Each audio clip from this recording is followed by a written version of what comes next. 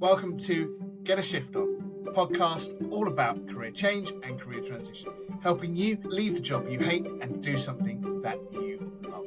It's my aim to help 1,000 people leave the jobs that just don't make them very happy anymore. My guests, I hope, will show you that it is possible and give you some of the ideas and tips and tricks to make sure that career change and transition works well for you. This week, I was really pleased to welcome a dear friend of mine, Sarah, who I work with in the States. Sarah shares her experience with working in the corporate world, some ill health and some real stress that led her to change her career and is now a health and wellbeing expert. We have a great conversation and I hope you enjoy it and take lots from it. Please do like, share and subscribe. It really helps the podcast grow and it means I can help more and more people do something that they really love. Thanks so much and enjoy the episode. Hello and welcome to Get a Shift On, podcast all about career change. This episode I am super excited to welcome a friend of mine, Sarah Ariaudo from America. We used to work together a long time ago. We are both radiotherapy, radiation tech trained, and we've all both moved from clinical work to the corporate world and then on to greater things. Sarah, thank you so much for joining me on my podcast. Thank you, David. I'm happy to be here. And for everybody listening, just share a little bit of how we know each other from your point of view and how has Sarah got to where she is today compared to where we started back in clinical work. Oh, okay. I will try to make it a short story, but I met you back in, I think, 2007. That's when we started working together at the same company. I had just left the clinic because I wanted to make more of an impact. I loved working with patients. That's my most favorite part of what we did was impacting patients' lives, especially people going through cancer. But in the role that we met, where we were consultants and educators, we were able to touch so many more people that then directly impacted patients that I just was called to do more. So you and I met there, and then I moved through the ranks. I've gotten to this place because during that time, as you remember, we traveled a ton. And my eating habits and my lifestyle habits were definitely road warrior style. I was not taking care of myself because I was prioritizing my clients. And I got really sick, which nobody knew. But I spent 5 years chasing symptoms and going through all of these tests and surgeries, trying to figure out what it was. And they wanted to do a fourth surgery and triple my dose of medication to figure out what was going on with me. And I was like, no, I need to step back and figure out what I can do about it. So I added more to my plate, becoming a yoga instructor, only because I wanted to know what they were saying in those Sanskrit words when I was doing the classes. And my symptoms went away within 6 to 9 months. It was chronic stress.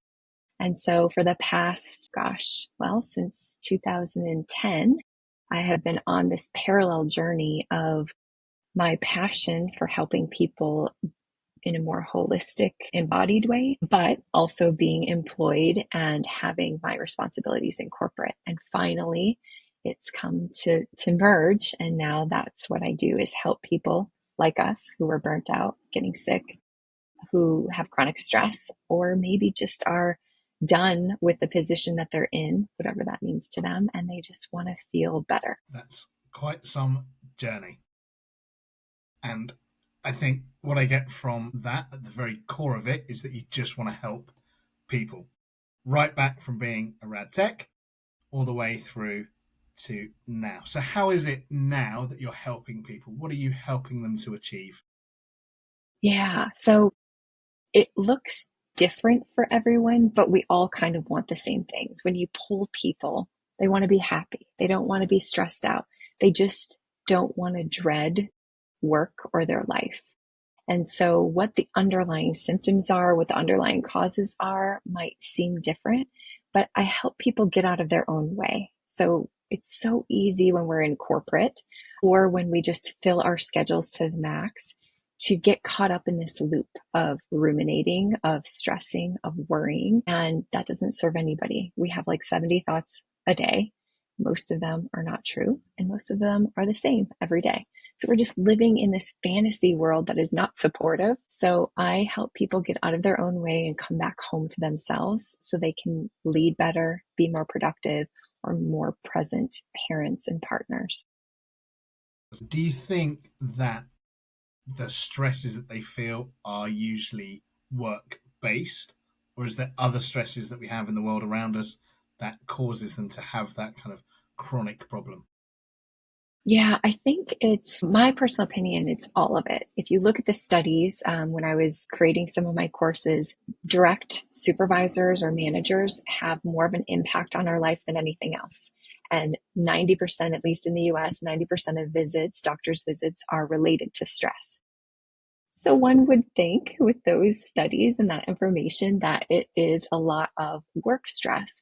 But with the world the way it is, and depending on what you're choosing to consume, stress is everywhere. And one thing I just want to be clear about is stress is everywhere, but it doesn't need to be bad. Stress also helps us to elevate, to be competitive, to up level what we're doing in terms of our performance, our productivity, our skill set. So it's a motivator too. But the problem is when there's just too much and we're not supporting ourselves in actually evaluating, okay, what am I learning from this? What am I taking away and implementing from this? Where it's a problem is when it's just constant and it becomes your new normal. And then you get more stressed and that becomes your new normal. And you're just never giving yourself a break. And that's why I specialize in the nervous system portion of it, is because we're constantly in this loop and we're never getting to come out of that fight, flight, or freeze state. We're just always in survival mode. I think modern life really accentuates that, doesn't it? Just to have Absolutely. constant stimulation from any source, just always there, adding to that dopamine, adding to that kind of overall stress. And it is never ending. Right. Right. Well, with smartphones, they're amazing and they are a constant source of stress in our pocket because we can always be reached. There's never unplugging unless you intentionally unplug. So, absolutely. I remember being fairly addicted to my BlackBerry way back when. I have to put a picture of a We BlackBerry were up the or first. something, absolutely, to show what a BlackBerry actually looks like, because my kids don't believe that phones ever looked any different to how they do now. Yeah. Thinking way back when, to when you left clinical work to move to corporate, do you remember feeling stressed then, or was it just that you wanted to do something different and just to further help? Like you said, we were able to touch so many more people's lives working for the company that we did. Do you remember how that felt? That's a really great question to reflect on. I, I do remember day to day stress because I'm a recovering perfectionist. And of course, when you're treating people with really high doses of radiation, you want to get it right. So I remember I probably put more stress on myself to be perfect, to get it absolutely the best it could possibly be day to day. But at the time, it was pre COVID. And so I don't know clinically if, well, I do know that it's changed. I don't know from personal experience, me treating in the clinic post COVID or during COVID, but pre COVID, it didn't feel as much hustle and grind as it does now. And so the stress that I felt was really wanting to be my best for the patients, wanting to contribute as a team member, and then of course, some worrying about what was going to happen to some of those patients I was working with. But having a low level chronic stress, I don't remember feeling it, experiencing it, having it. When I went home, I went home. I was done. I unplugged and I was on to my own personal life, what I chose to consume, say, do, think, experience. So it was very different. Do you think if you were to work clinically now, you would have those same sort of feelings, or would it be very different for you? I know that's a big question because I can even Yeah. contemplate going back. Number one, I'm not sure I'd know how to use the machines, never mind anything else. But So I actually did go back for a short time during my corporate stint because I got burnt out and I went back and managed clinics. So I can kind of answer that from experience because I was treated with my staff because I wanted to refresh my skills. I wanted to be a better leader in terms of understanding what they were going through for the day-to-day challenges. What is the environment now? And yes, that was post iPhones and Blackberries. So people had them all the time. But as a leader, I did not allow that at the machine because our focus is the patient. So fortunately, pagers went away, right? So we no longer had pagers for the physicians or for ourselves. We used iPhones, but they were strictly for the use of pinging other physicians or other colleagues to come to the machine or nurses to help out, but they were not to be used during patient treatment time. If you want to use your phone, you take a break, lunch or your typical break, you walk around the building somewhere away from the machine. Was that always the case? No, of course I caught people because there's a massive addiction to these phones, right? People feel like they're missing out. And so they always had their phone with them. But when I was back there, the phones went away either in a locked drawer or in their bags as much as possible so that our focus is on what we're supposed to be doing, which is caring for patients. Yeah. You use the term, which I love, road warrior. I think that's a really good way of explaining what we did in the short stint that I did in the States. I think I flew 200,000 miles, 24 states. That's a road warrior. Tell me about that and how you managed some of that stress. Obviously, it led to you not being very well. So I guess it was a hard Yeah. time. But do you remember what it was like and how you kind of de-stressed on those trips that were away? Because I know we did like weeks away at a time. Yeah. Well, the problem is I didn't de-stress. So we all kind of found our niche and we were all kind of put into where our skill set made the most impact, which is great. But my skill set seemed to make the most impact with sites that were not very happy with us. So I was coined the red site girl, which meant that I got to do a lot of the high profile clients, which was great and really fun. But then I also got to visit a lot of the sites that were having issues, whether it be service or technology or whatever the case was. And so I constantly was at these sites who were not happy to see me. I remember I did not see a physician for the first 6 to 9 months that I worked for the company. And I was intimidated because I came from the clinic where there's definitely a hierarchy. I would see them running away like the back of their head, but I wouldn't actually be able to work with them. And then finally I was like, I'm here to help. So they either want my help or they don't. I'm getting paid either way, but I'm here to help. It's not about me, it's about them. And so when I made that shift, it was better for me to be able to deal with the environment I was going into. But afterwards, I really didn't de-stress because I would go home, being a recovering perfectionist, go home, meaning the hotel room, wherever I am, and I would follow up with emails of here's the issues that came up today. Here's the outstanding questions that came up today. And I would ping my friends, you being one of them. Hey, have you seen this? I would do research. I would dig through the manuals. I'd play with the software myself. And so I was working for another 4 or 5 hours after I got back to the hotel and doing it all over again. So I think that was part of the problem. And that's why I'm specializing in what I'm specializing in, is because I never gave myself that time to come back and regulate. I didn't even know how to regulate. And so that's what led to me being sick, is just the lack of space and regulation.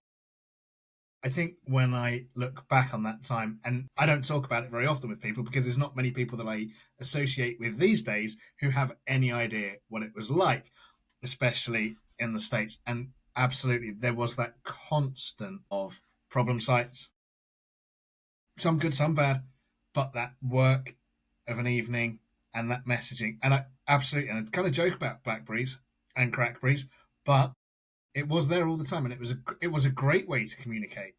But it did mean that we were on call, 24/7 really. And I also had ties back to the UK as well, so it was kind of a never-ending time zone. A great experience, and for me coming over there, obviously a great experience. But I can see how it leads to so many people, and yourself included, being poorly. Once you started the yoga, you talked about yoga and becoming a yoga instructor. How did that feel? So I didn't teach for the longest time because that was not the intent, but I added 5 hours every Friday and 9 hours every Saturday and 8 hours every Sunday to my schedule. So I was already at the max working, but then I added that onto my plate. But the people were so different. Instead of everybody feeling stressed and rushing around all the time and half listening, because we do that, we're trying to multitask, which we all do poorly. And, it's the, how are you? Great. I'm already halfway out the door by the time you say great or fine, because that's all you're allowed to say. They, they made eye contact and they waited for an answer and they were slow.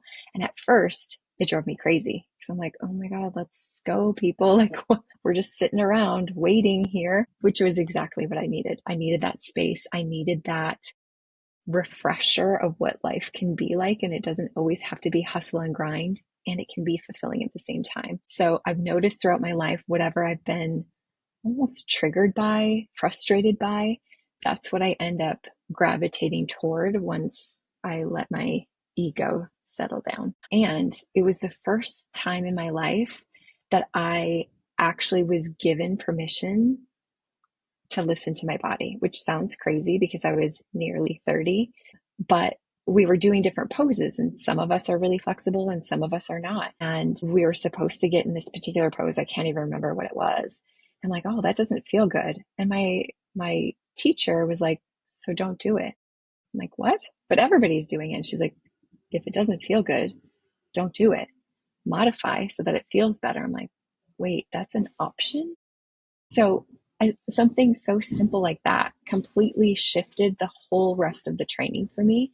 I actually started paying attention to, does this feel good? Does this not feel good? And if it's painful, that's it. We're done. We modify or get out of the pose or the situation. But if it's just uncomfortable, then getting curious about it, because it's through discomfort that we grow in all areas of life. But I had no idea. If someone would have told me that without me experiencing it, I would have had no idea what they were talking about. And that's so interesting, that listening to your body and giving yourself permission to feel something that we are not used to feeling. And I think all of us lack that to a degree. And certainly when we look back on our younger selves, then it's a very different world to imagine where we come to now. What was it that was the tipping point, I guess, for you to become an instructor, other than wanting to learn the Sanskrit that you said earlier? Yeah, it was actually yoga for cancer recovery. The teacher at the studio that I went to, so I was just taking classes now, but I actually knew what I was doing. The instructor was leaving and they didn't have another one. And I have still never been trained in yoga for cancer recovery. But I thought, okay, well, I have the cancer background. Now I know yoga. Surely I can, surely I can at least be a bridge until they find someone. And so I did. I just did it on the weekends. It was a 20 to 25 person class. It was pretty big. And it was interesting to see patients. They weren't my patients, but people going through cancer outside of treatment.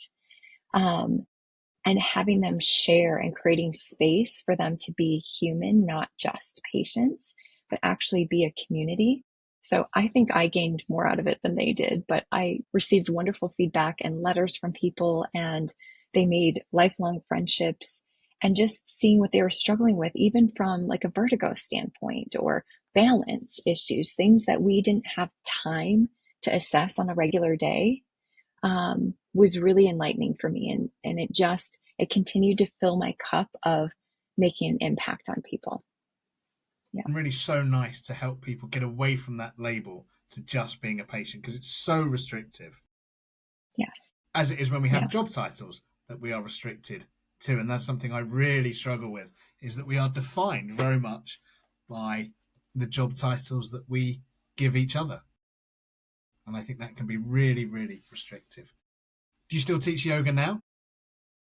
I do. So I took a break for a bit because, again, I was traveling a bunch. But yeah, I teach yoga now, and I'm getting ready to lead retreats where I'll teach it as well. And it feels like coming back home and helping people tune into their bodies, because I forget. I've been on this journey for a while, but now I meet with, clients. I do corporate and personal coaching. And one of my first questions to clients is, well, how does that feel? Where do you feel that? And instinct, they're like, oh, it's fine. It's fine. I'm like, no, but you didn't pause. Like, how does it actually feel and where are you feeling it? And that no one knows. It's almost like the more high achiever and busybody you are, the more disconnected we are from our bodies, because we're in our head and we make things make sense because we're surviving. That's how we're getting through our day. That's how we're succeeding in our work. But we're getting farther and farther away for actually attuning to what we need or want. How big a group do you work with? For yoga or for coaching, or Let's do yoga. Let's start with the yoga. let's do yoga. So it's at a Pilates studio by my house. It's a cute little boutique studio. And there's a patio space that if we really, really want to be close to each other, we can fit 12. Really want to be. I average 7 to 8, which is great because then we have space to fill up the patio, but not smack each other in the face when we're doing poses. So yeah, it's great. It's great. It's got 5 Pilates reformers. And so what does a typical day look like for you with your coaching? What sort of clients are you working with? I feel like I'm going to be bragging here now. My day is very different than it was in corporate. So I wake up happy every day, excited for every day. I typically do breath work and meditation in the morning. Then I get my daughter off to school. I come home, I walk my dog. If I don't have any calls before I walk my dog or that I can do while I'm walking my dog, because I try to be mobile and not just sit all day, then I listen to, a book on tape or a great podcast such as yours. And then I do my coaching, and I have certain days that I do coaching calls. I try to stack them back to back so that I'm in that flow. And then I block off other days where I write or I research or I put my word out there with contacts of what I'm doing now and offer to serve. I hated selling. You know me. Anybody that knows me is like, Sarah is not a salesperson. It just is not aligned with me. But I've been able to shift to how many people can I serve?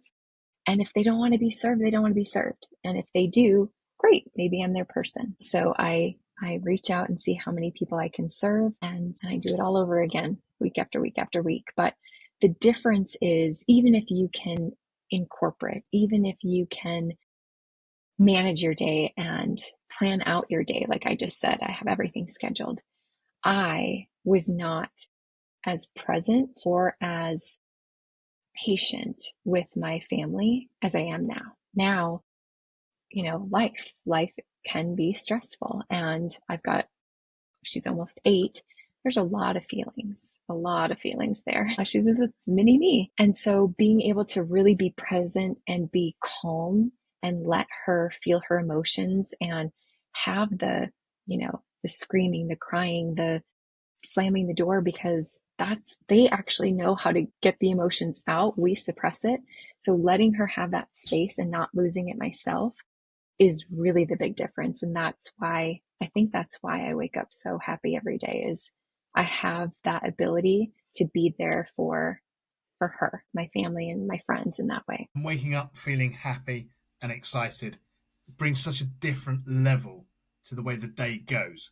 So even if your 8-year-old is throwing themselves on the floor, kicking and screaming, it just makes it much easier to work with. I have a few children, and I know when I'm tired and stressed, if they start, it never ends very well. So I have to take a step back and understand that as well. And I think we can learn a lot from the kids, because they do express their Absolutely. emotions in ways that actually we don't. They're very direct. They open up about things, whereas adults, we really close down. So that must be quite nice for you to be able to work through that. And I presume you take that to your clients as well, to help them Yes. open up and share how that makes everybody feel. Explain to me and talk me through a little bit about some of the breath work that you do. I'm interested to hear how that works. Yeah. Okay. So this is another thing where I never intended to teach breath work. I just wanted the credentials to have the, authority. But I'd always used breath work, light breath work, throughout my life. During those surgeries that I spoke of when I was going through my health journey and several more, my anesthesiologist always told me, "You are the calmest person ever. We thought you were asleep." And every time I'm like, "No, I'm fighting a panic attack, but I'm breathing." And they were always shocked. And the look on their face, I'm like, okay, well, there's something to this breath work, but I really didn't understand it other than what I had learned in yoga. So now fast forward, I found this organization that felt really good to expand my knowledge. And again, it was just going to be selfish for me to understand and know better and then have the credentials. And I experienced my very first, they call it breathwork journeys. So in the US, sometimes people refer to journeys with like psilocybin or some kind of extra source, let's say, outside of yourself. But in breathwork, it's just you. So you're breathing and you're breathing in a specific guided way. And then you're given different instructions on what you're experiencing. And we had to do it for the training, which is the only reason I did it. And it was amazing. The release, the clarity, the calm, just everything about it was so transformational that I don't go deep every time with my clients because it's like 45 to 90 minutes of breathing for what I'm discussing. But even light breath work that I do every day, 5 to 10 minutes, it's life changing. And I say that and people are like, okay, it's life changing. I know I was a skeptic too, but it really is life changing. And every single client agrees to do high level breath work because I encourage them to do it. And they're like, well, we trust you. Okay, fine.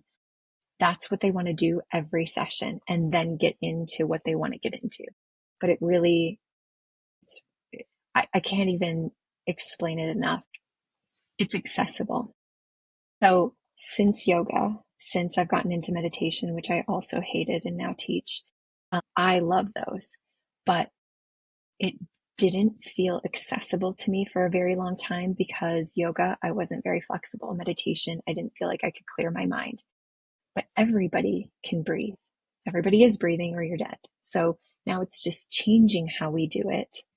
And I think that's what I love about it so much is anyone can do it anytime because you're just shifting what you're doing. You're not taking on a whole new item on your list or a whole new set of stressors or shoulds. You're just shifting what you're already doing, which I love. That's a really long-winded answer for your question. No, not at all. Not at all. I think that's really, really interesting to hear. I've listened to a few podcasts with people talking about breath work and have done some exercise myself, and I can see the benefit. One question I have, how do you start? Where, if someone was going to say, I want to meditate, I want to do breath work, where's the best place to start?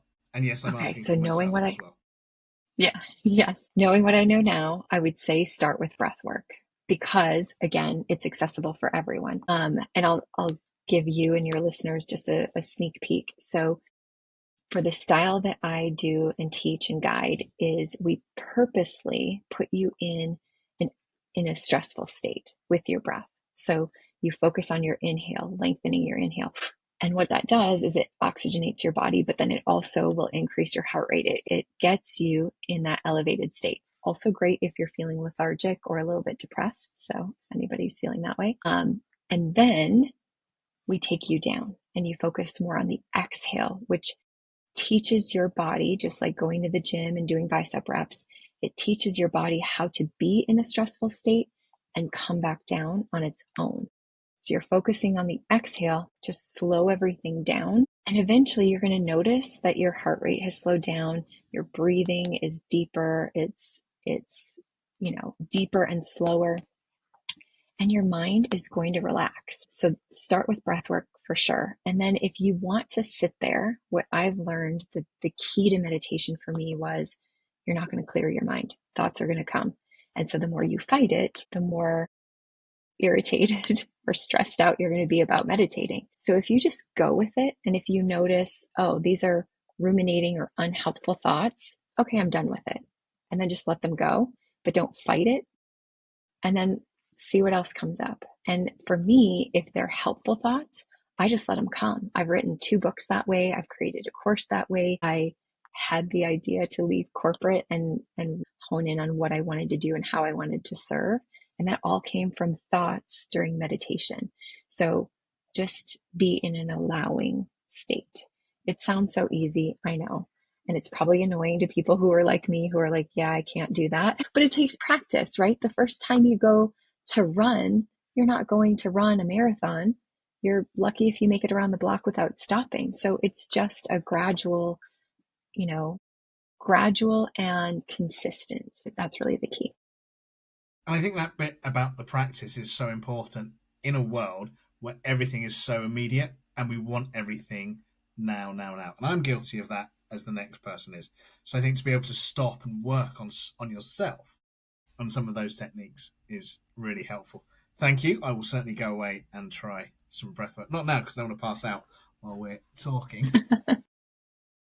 Have you had any with your clients in the kind of corporate sphere? Have you had any really tricky clients who have been very anti what you're doing, struggle to get into that space where they can relax and kind of come down from the high level at which they work on a normal basis? Yes and no. So the reason I answer that way is because I try to be clear when I sign clients some of the tools that I use because I don't want them to be surprised and have them think that I'm going to be like every other coach that they've ever had.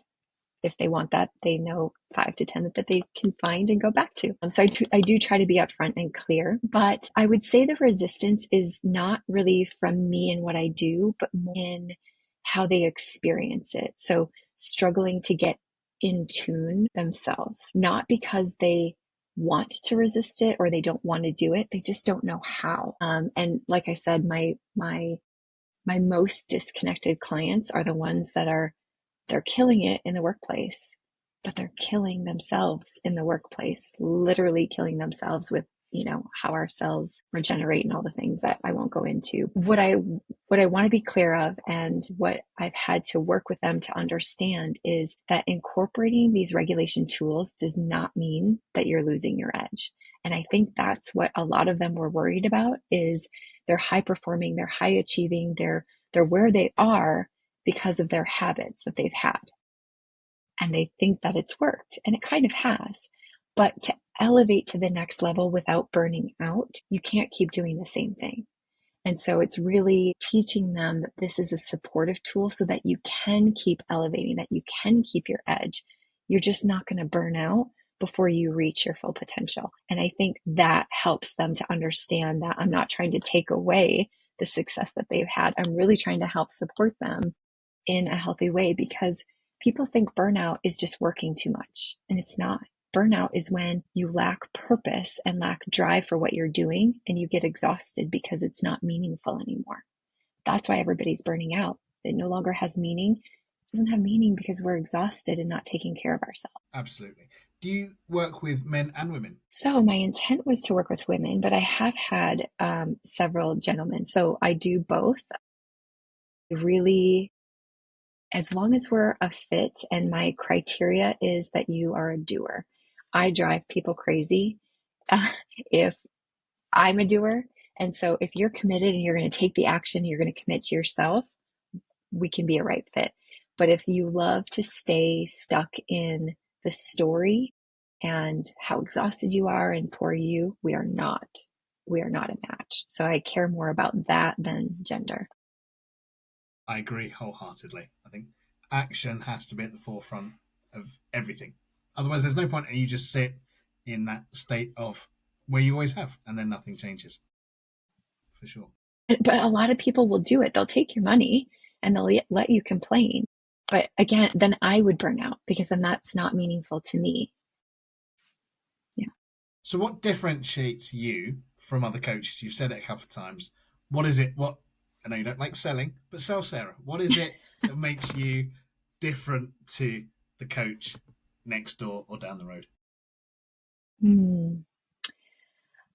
Part of it, I think, because I've been there and I've resisted and thought it was wooey and ridiculous, a lot of the things that I'm teaching. So I can relate to people that might be resistant or hesitant. I love leadership and business information. So I have that aspect that you're not going to lose while bringing you back home. So I do more energy management focus along with business, not just here's how you can be more productive and accomplish more and strive to get more done without supporting yourself, I really marry the two so that you can do all those things because you're home and you're taking care of yourself.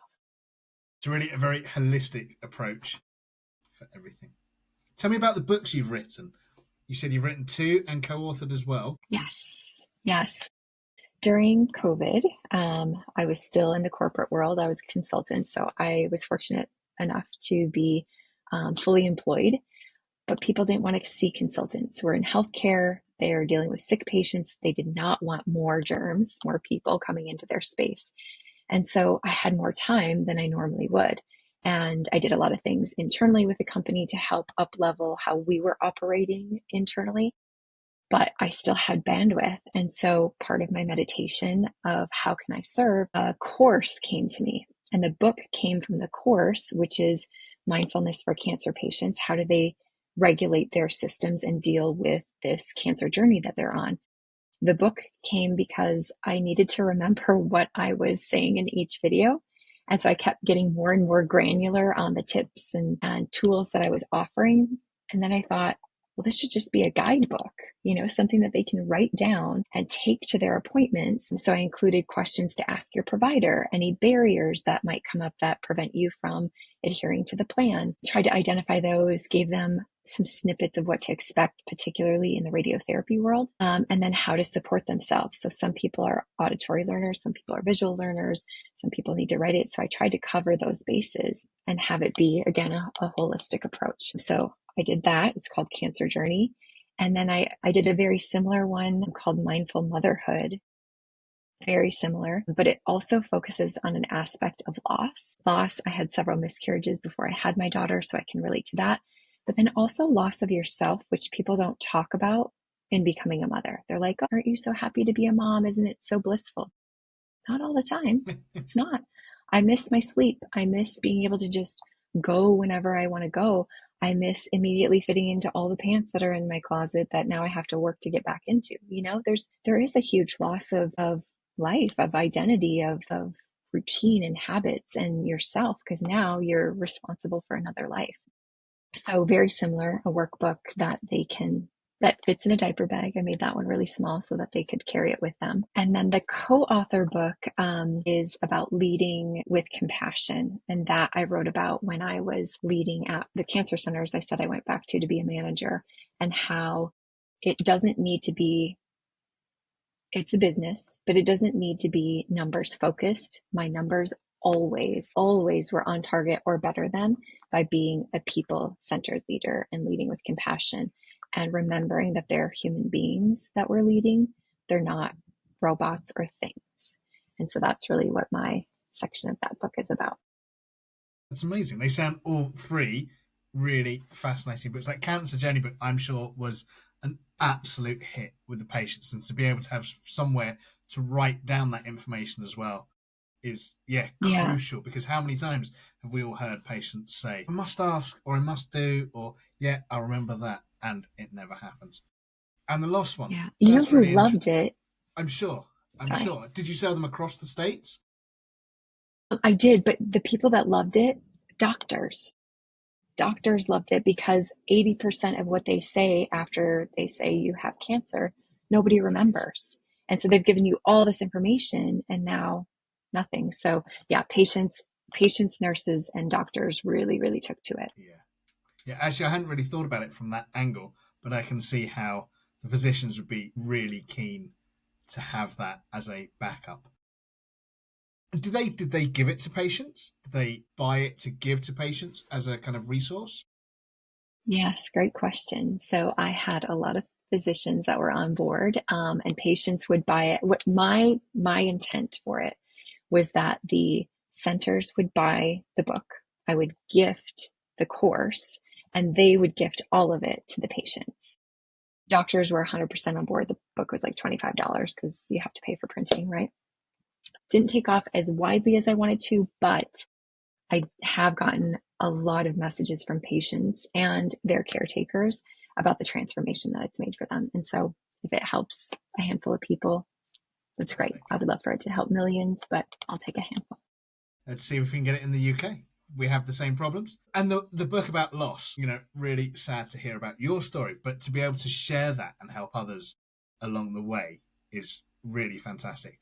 And interesting about that loss of you as well. I'm a father, and I think men get that as well, actually, because there's a lot of things that you suddenly can't do, which just adds to that stress that we've been talking about.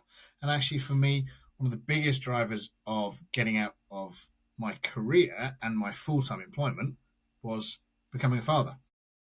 And I didn't want to have to spend all that time on the road. But it does leave a bit of a hole. And I think, lots of people struggle with that. Yeah. So the men clients that you had referenced before, it's interesting how people think they want coaching on one thing, but then really it takes a whole new turn. So it's typically corporate men who want to elevate their career and have that edge, but it often goes into being a partner or a parent and the pressure that they feel to be the provider.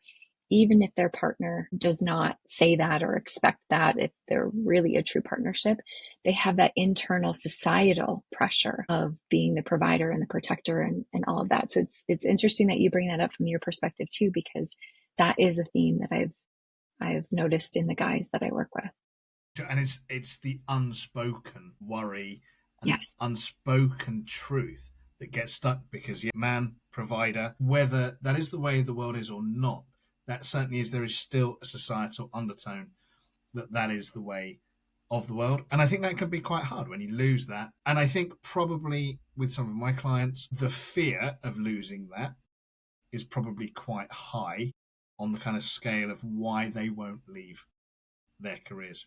Because it's hard. And also the other bit that lines to that is if you are a doctor, a nurse, a radiation therapist, that's a good job. And people feel that, if you go off to be a coach or something that's not within that healthcare structure, people are like, well, why would you do that? Why do you want to do that? So it can be very difficult. What's next for you?